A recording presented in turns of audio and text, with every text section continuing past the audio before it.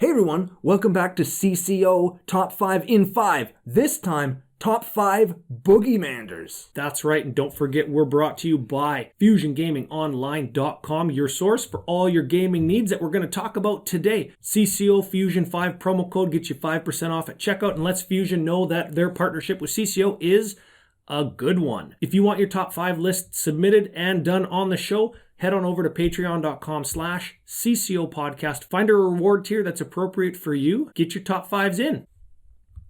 Now, before we get to it, what is a Boogeymander? A Boogeymander is a type of boogeyman commander that when it shows up at any table you're going to play at, you know exactly what it's going to do because it can only ever do that thing. And if it doesn't, why is it there in the first place?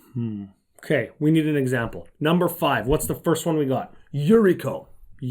If you're not playing 16 drops, what are you doing? Exactly. This deck is going to have Draco. It's going to have Time Stretch. It's going to have the Black Meogen. It's going to have the Blue Meogen. It's probably going to have Blightsteel Colossus. It might even have Darksteel Colossus. What else could it have? Anything that costs 9 or 10 is probably going to be in this deck. And if it's not, why are you playing it? Yeah, better commanders for Ninja Tribal, better commanders in Dimir Good Stuff or Dimir Control. It's hard to say your deck is super casual when you swing in with 3 guys and you 30 the whole table. Number 4. Niv-Mizzet Perrin. And this is one of those cards that just falls into the anybody does anything and you get value category. You could build this guy with no instants and no sorceries in your deck and you're still going to get to draw cards and you're still going to get to ping stuff for 1. For nothing after you just cast your commander. For doing nothing. Number 3. Number 3 is a stratum of guys, and these are the Oops I Win commanders. Oops I Win commanders can include guys like Chulane, or Urza, or Kaikar, or Gave. Just dudes that you're playing the deck that you think is just totally whatever. It's totally medium, and all of a sudden it's like, I guess I discovered 3 infinite combos, I win. I guess I had another 6-card infinite combo in here that I didn't know about. And it's hard to get away from that with guys like Urza, because Urza just turns your artifacts into banned cards in Mox Sapphire. And it's Tolarian Academy and... It's hard. Yeah, and if you're not doing the artifact Urza deck, if you're not doing the value creature Chulane deck, if you're not doing the Sapperling Sacrifice +1 counter Gave deck, what are you doing? What do you even got them for? Yep, I hear that. Number 2 is Maron. Now Maron, maybe this is a personal thing. I don't know. But this deck is so grindy if built to do anything that the deck is supposed to do. The experience counters get all of your value creatures back.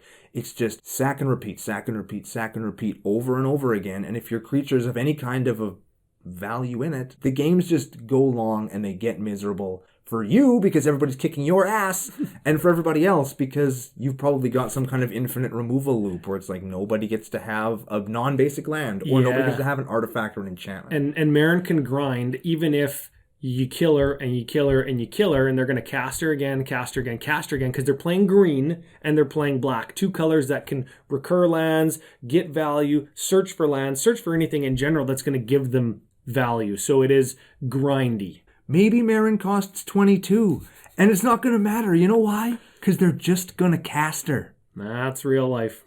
Okay, and the number 1 Boogeymander, according to Brando and CCO Nation. Who do you got? Narset.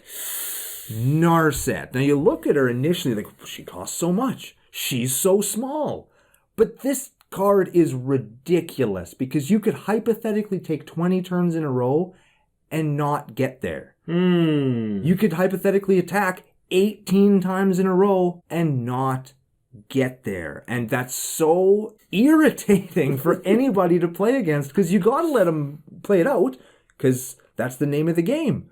But there's nothing more annoying than I take 18 turns. It's been 45 minutes. I've done 9 damage. Narset dies to removal though, doesn't she? No, because she has hexproof.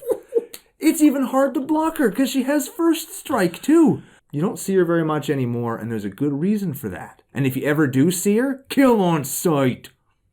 There you have it, CCO's top 5 in 5 Boogeymanders, brought to you by FusionGamingOnline.com, your source for all of your Boogeymanders, and all of the generous patrons at patreon.com/CCO Podcast. Get your top 5 list featured by becoming a patron. You can see their names right now.